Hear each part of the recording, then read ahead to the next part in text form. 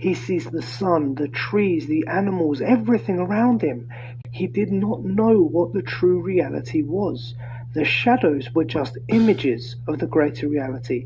There is so much more to life than what he had been perceiving. Now the freed man Plato's is having a great time and is so thankful he has allegory of seen the the truth cave. and the real world. But he then remembers the other prisoners, the people that he had spent his whole life with, world ignorant of the truth. After all, there is a greater reality than that in which they perceive. So, the freed prisoner returns to the cave in order to enlighten his friends, but they just cannot understand what he's saying. He tries to explain to them of the greater reality, but they cannot begin to comprehend. This is the only life that they know, and they cannot understand anything else. They then notice the freed prisoner's eyes have changed from being exposed to the sun, and because of this he struggles with seeing and guessing the shadows. They laugh at him, and all agree that leaving the cave is a waste of time. They then threaten to kill anyone else who dares leave the cave. So then, what does this cave mean? What does this allegory represent? Let's look at it. I think the cave is a symbol of our lives.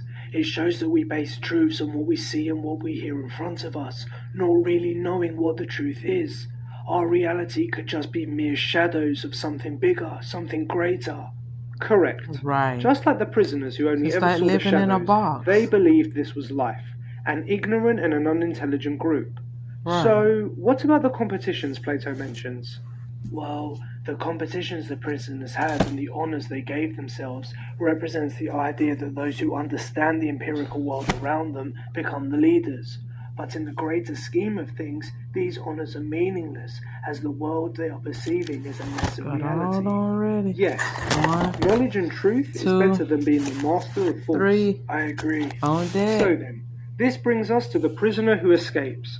This person represents the philosopher, the one who seeks to find knowledge outside of the cave, the one who knows that what they perceive in the cave is not the whole reality, but there is a greater reality to be discovered, a greater life than the one our senses immediately perceives. Yes, I can see that.